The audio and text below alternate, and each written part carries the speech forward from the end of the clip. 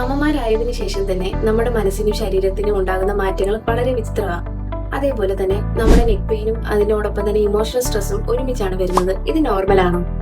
കുഞ്ഞുങ്ങളെ ഒരു സൈഡിൽ തന്നെ പിടിച്ചുകൊണ്ട് നിൽക്കുന്നതും റോങ് പൊസിഷനിൽ ഫീഡ് ചെയ്യുന്നതും ഓവറായിട്ടുള്ള മൊബൈൽ യൂസും അതിനോടൊപ്പം തന്നെ പില്ലോ കറക്റ്റ് യൂസ് ചെയ്യാതെ ഉള്ള ഉറക്കവും ഇതിനൊക്കെ കാരണമാണ്. നിങ്ങൾക്കറിയാമോ നമ്മുടെ ബോഡിയും മൈൻഡും തമ്മിലുള്ള കണക്ഷൻ? നമുക്ക് നെക്ക് പെയിൻ കൂടുതലാണെങ്കിൽ സ്ട്രെസ് കൂടും. സ്ട്രെസ് കൂടുമ്പോഴോ നമ്മുടെ മസിൽസ് ടൈറ്റ് ആവും. ഇതൊരു ഡേഞ്ചറസ് സൈക്കിളാണ്. ഈ പ്രോബ്ലംസ് കാരണം നമ്മുടെ മൂഡ് ആകെ മൊത്തത്തിൽ ചേഞ്ച് ആകും. ഇത് നമ്മളെ ഡിപ്രഷനിൽ തന്നെ എത്തിച്ചേക്കാം.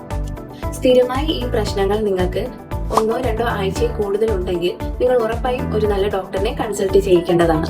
പോസ്ചർ കറക്റ്റ് ചെയ്യുക. രണ്ടാമത്തെ കാര്യം എന്ന് പറയുന്നത് നമ്മുടെ നെക്ക് സ്ട്രെച്ച് ചെയ്യുക 10-15 മിനിറ്റ്. പിന്നെ മൗത്ത് കംപ്രഷൻസ് കൊടുക്കുന്നത് നല്ലതായിരിക്കും.